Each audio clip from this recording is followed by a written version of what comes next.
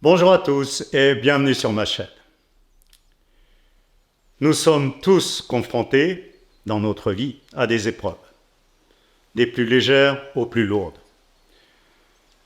Je vais essayer de montrer dans cette vidéo qu'il existe un moyen réel de retrouver plus de stabilité face à ces épreuves.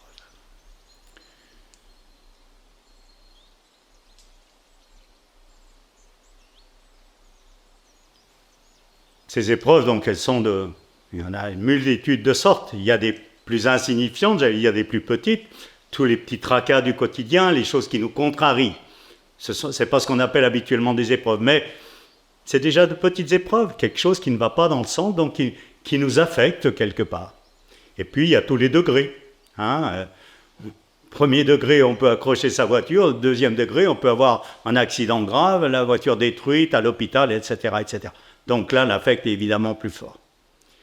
Et puis, il y a des épreuves bien pires que ça, bien entendu. Il y a, d'une part, ces épreuves qui nous touchent beaucoup, c'est tout ce qui touche l'ordre de l'affectif.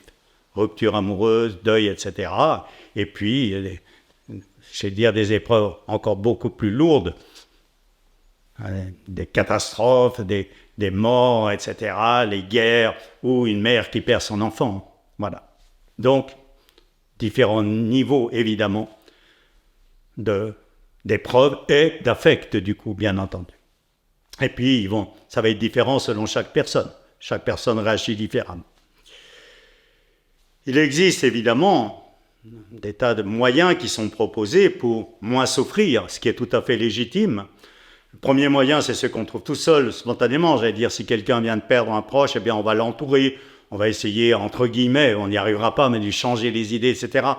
Certains se jettent dans l'occupation, dans le travail, quand ils perdent leur mari ou leur femme, pour occuper l'esprit. Voilà.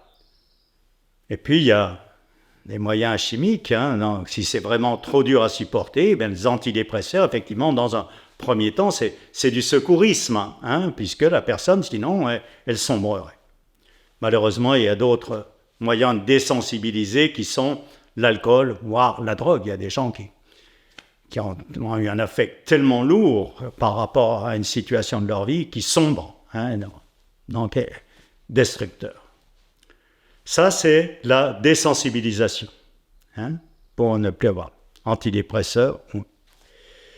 Et puis, il y a aussi des pratiques, mais ça c'est à plus long terme, de détachement, des philosophies de détachement, ou des pratiques même où on cherche à se détacher de ses affects. Voilà. Donc, j'allais dire, se changer les idées, entre guillemets, se désensibiliser ou se détacher. Eh bien, ce dont je vais parler aujourd'hui, puisque si je n'avais pas quelque chose à proposer, je ne ferais pas de vidéo, c'est une démarche très différente. Il ne s'agit ni de désensibiliser, ni de se détacher, ni de se distraire l'esprit, essayer de se changer les idées. En fait, il s'agit d'évacuer ce qui est la cause profonde de l'affect. Alors, entendons-nous bien, il y a affect, il y a affect. Là, il y a une tristesse qui est naturelle. Si on perd un proche, il y a une rupture amoureuse, etc. S'il y a un tremblement de terre, etc. Ou une guerre, bien entendu. Mais à cette tristesse, à cet affect naturel, se rajoutent des choses, des poids supplémentaires, j'allais dire. On rajoute de la tristesse à la tristesse, de l'affect à l'affect, avec tout ce qui est à l'intérieur de nous. C'est-à-dire, une situation fait ressurgir des choses qui sont à l'intérieur de nous, ce qu'on appelle des mémoires psychiques.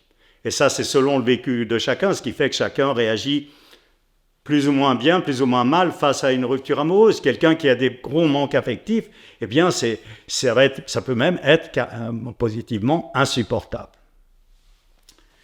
Alors, donc, ce dont je parle, c'est un moyen d'évacuer ces mémoires affectives, ces mémoires psychiques. Ça ne se fait pas en 2 minutes, en 2 stages et 3 séances, c'est du long terme, mais c'est quelque chose qui est effectif. Je l'ai expérimenté moi-même, sinon je ne me permettrais pas d'en parler, d'autres ont pu l'expérimenter. Alors, l'évacuation de ces mémoires psychiques, affectives notamment, se fait à partir d'un travail corporel. Je vous renvoie à la vidéo qui explique ça en détail, qui s'appelle « Quand le corps libère l'esprit de ses problèmes et du reste ». Là, en l'occurrence, il s'agit du reste, il ne s'agit pas de problème. On vit tous ça plus ou moins fort, hein, ces affects face à ces situations difficiles, voire dramatiques. Donc, dans la vidéo, j'explique que suite à un travail physique où il va y avoir notamment un déblocage de nœuds physiques, il va y avoir remontée à la surface de mémoire psychique, notamment de mémoire affective, ça en fait partie, et évacuation. Ce qui explique, en partie du moins, que face à des situations qui, avant de démarrer ce nettoyage, cette évacuation par cette pratique, nous auraient profondément affectés, je prends mon cas personnel ou le cas d'autres personnes, eh bien, on n'est plus affecté de la même manière. Et encore une fois, sans se désensibiliser ou sans se mettre dans une philosophie « moi je me détache », etc., qui tient jusqu'à un certain point. Il y a des gens qui ont cru justement être arrivés et puis à un niveau de détachement et puis une rupture amoureuse et patatrac, tout c'est faux. Enfin, bref, toujours est-il, c'est pas ça. Hein. Mais il y a évacuation réelle de choses qui, comme je disais tout à l'heure, rajoutent de la tristesse à la tristesse. Je vais donner des exemples concrets, vous allez voir tout de suite de quoi il s'agit. Un exemple matériel d'abord. Je me permets de donner un exemple personnel parce que pour moi, ça avait été quand même une révélation, hein, qu'il y avait quelque chose qui avait changé en moi. Parce qu'avant, je n'aurais pas réagi comme ça. J'arrive chez moi un soir, j'ouvre la porte, ma maison qui normalement est toute blanche, elle était toute noire. Il y avait quelque chose qui avait brûlé, un bac en plastique. La maison était couverte de suie, toute la maison. Il n'y a pas mort d'homme, il y a bien pire que ça. Je suis d'accord avec vous. Mais je sais quelques années auparavant, ça m'aurait quand même sérieusement ébranlé. Et là, j'ai constaté quoi? Et ce n'est pas des histoires, ça s'est passé comme ça. Aucun affect, j'en étais le premier surpris. Rien. Hein? Aucun affect. Pas de perturbation. Simplement dans la tête, de manière très, très placide, demain, 9h, contacter l'assurance, etc. Ah, pour moi, ça a été quand même... Et ça a été quand même une grosse différence par rapport à ce que mes réactions d'avant, hein, ou les réactions de pas mal de personnes. Et ça, c'est quelque chose que je peux constater tous les jours, avec des petites choses. Hein. Ma caméra qui tombe en panne, je suis en plein tournage, je fais ce qu'il faut, mais il n'y a pas d'affect. Peut-être que si je connais une épreuve plus dure, je serai affecté. Et pour l'instant, en tout cas, c'est comme ça. Hein. Et ça fait déjà un sérieux changement par rapport à ce que je pouvais éprouver auparavant. C'est toujours par rapport à soi-même qu'on peut juger s'il y a effectivement une évolution réelle ou pas. D'autres personnes qui pratiquent le réajustement spontané m'ont raconté qu'effectivement, elles avaient été tout aussi surprises, mais elles à un autre niveau. Par exemple, au niveau du deuil. Plusieurs personnes m'ont dit, eh bien voilà, là j'ai perdu mes parents et j'ai pas eu cette tristesse que j'attendais. Je dis pas qu'il n'y avait pas de tristesse, mais pas cette tristesse émotionnelle, j'allais dire, etc., que je pouvais connaître avant. Hein, voilà. Mais ce n'est pas une pilule miracle. Hein. Il y a une autre personne qui m'a dit, moi au contraire, je pensais que la mort de ma mère, j'allais être sereine parce que c'était dans l'ordre des choses. Et puis, pourtant, elle pratiquait elle aussi depuis quelques années. Et puis, en fait, ça m'a sérieusement ébranlé. On est tous différents et chez chacun, il y a plus ou moins de mémoire affective justement à évacuer. Donc, ça prend plus ou moins de temps, ce qui peut expliquer que certains, suite à la pratique, effectivement, pas cette tristesse habituelle, c'est émotionnel, j'allais dire, et puis d'autres, si. Mais en tout cas, c'est un changement effectif. J'insiste bien sur le fait qu'il ne s'agit pas qu'on ne se désensibilise pas. Au contraire, cette pratique, elle resensibilise. Hein. On le voit à tous les niveaux, au niveau physique et au niveau psychique. Par exemple, on va être beaucoup plus sensible à tout.